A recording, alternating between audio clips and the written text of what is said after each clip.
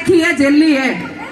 इसलिए मैंने ये देखा कि जो मार मैंने सही बेरोजगारी की, महंगाई की, वो मेरी अगली पीढ़ी ना सहन करे, वो अगला यूथ संघर्ष ना लड़े। उसके लिए जो लड़ाई मैंने 5 साल लड़ी है HPSC के बाहर खड़े होकर के, उसके बाद भी CM साहब की तरफ से या PM साहब की तरफ से कभी कोई पॉजिटिव रेस्पॉन्स नहीं आया। हो जाएगा पेपर, हो जाएगी भर्ती, लेकिन आज तक भी वो मेरा पेपर नहीं हुआ। तब मैंने ये चीज जानी कि एक राजनीति, हालांकि मेरी राजनीति में विशेष रुचि नहीं रही।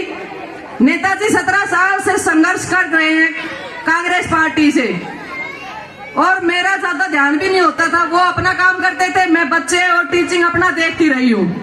पर जब मैंने नौकरी के लिए संघर्ष किया, तब मैंने जाना कि हर यूथ परेशान है। वहां मैं भीड़ देखती थी लोगों की।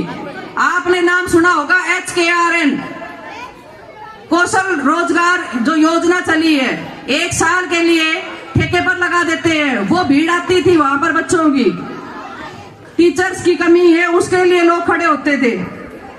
उन सब चीजों को देखते हुए ही मैंने ये चीज अपने दिमाग में लेकर के आई, और मैंने ये विचार बनाया कि क्यों ना राजनीति में आकर के, इस सिस्टम में आकर के ही सिस्टम को बदला जाए, और अपने युवाओं की लड़ाई में उस विधानसभा में जाकर के लड़ूं और उनका वहां जाकर के हक दिलाऊं। ये ग्रामवासी आज मुझे जितनी यहाँ आकर के मुझे बहुत खुशी हुई है कि आज इतनी भीड़ में मुझे ये लोग मिले हैं। अगली बार जब मैं आऊं तो मैं ये उम्मीद करती हूँ कि पूरा गांव मेरे साथ खड़ा होगा।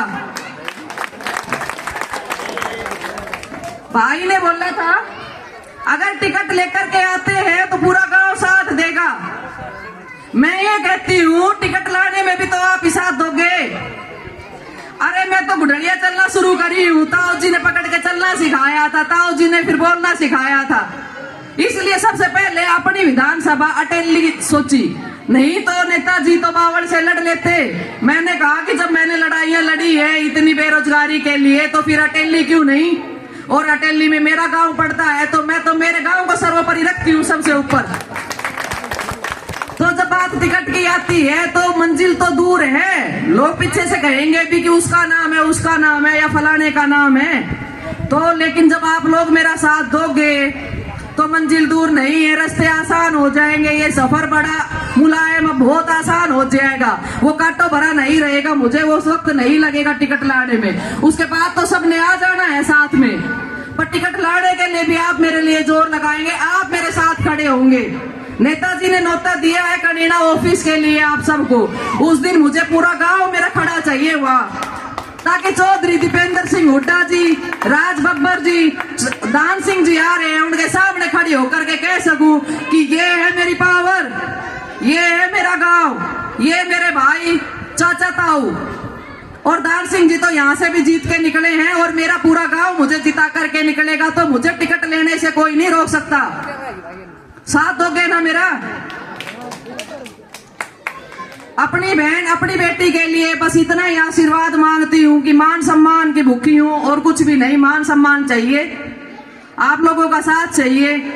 जो भी 3-4 मुद्दे हैं, महंगाई है, बेरोजगारी है, उनको विधानसभा तक ले जाकर के रखना चाहती हूँ। सबसे बड़ा मुद्दा अग्निवीर का है, जो पहले भी बताया, नेताजी ने भी बताया, प्रधान जी ने भी बताया है। फौजी है तो अग्निवीर अलग क्यों है? बंदूक वही, गोली वही, छाती अलग कैसे हो गई? एक मरने वाले को शहीद का दर्जा दे करके, तोपों की सलामी दे करके गांव में लाया जाता है। और अभी जब एक युवा पंजाब में शहीद हुआ तो उसको 2 लोग आकर के घर छोड़ करके चले गए, कोई पेंशन नहीं, कोई कुछ नहीं। क्यों? कोई मर्डर थोड़ी हुआ है, वो शहीद क्यों नहीं? और वो शहीद क्यों? गोली क्या अलग हो गई थी? मौत नहीं होती क्या? माँ ने जन्म दिया था उस टाइम पे, क्या अलग तरीके से चीजें चली गई?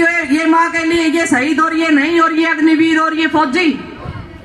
जब फौज में भर्ती होती है तो 1-1 इंच नाप कर लेते हैं, मरते टाइम तो टुकड़ों में आती है, तो उसको शहीद का दर्जा क्यों नहीं? ये जो हिरवार क्षेत्र है अपना, ये फौजी भाइयों के लिए ही जाना जाता था। ये तो आप लोग भी जानते हैं, आप मेरे से बड़े हैं, आप लोगों ने देखे। हम तो जितना जानते थे, ताऊ जी फौज में, वो भाई लग गया फौज में, वो चाचा लगा है फौज में। फौजी फौजी फौजी सुना करते थे शुरू से। आज कोई भी इंटरेस्टेड ही नहीं है फौज में जाने के लिए, क्योंकि 4 साल के बाद आप रिटायर कर दिए जाओगे। एक नेता तो 70 साल तक इलेक्शन लड़ता है, फिर एक फौजी 4 साल में रिटायर क्यों, वो भी बिना पेंशन के। एक नेता 6 बार एमएलए बन करके 6 पेंशन लेता है, फिर बाकियों की पेंशन किस लिए बंद कर दी गई। 58 साल तक आप नौकरी करते हो, आपको तनख्वाह मिल रही है। आज मैं करती हूँ, चलो मुझे 1 लाख मिल जाएगी, लेकिन 58 साल बाद मेरा क्या, पेंशन बंद किस लिए कर दी गई है।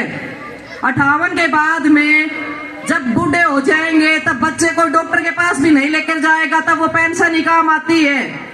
इसलिए मेरा विधानसभा में ले जाने के लिए मैं इसलिए बताना चाह रही हूँ, चीजें यही मुद्दे रहेंगे कि पुरानी पेंशन, अग्निवीर, HKRN हटाई जाए, रोजगार लाया जाए हरियाणा के अंदर, और ये सब चीजें तभी होंगी जब आप लोगों का साथ होगा। आप लोग कभी भी आकर के, मेरा दरवाजा खुला रहेगा आप लोगों के लिए। हाथ पकड़ के कभी भी अपनी बेटी से कह देना कि बेटा ये समस्या है, जो भी गांव की समस्या है, छोटी बड़ी, घरेलू, पानी की, बिजली की, विधानसभा तक आपकी आवाज उठा करके लेकर के जाऊंगी मैं, ये वादा है मेरा। अभी आपने साथ देना है टिकट लाने में और फिर जिताने में, ये आप लोगों का वादा है। धन्यवाद।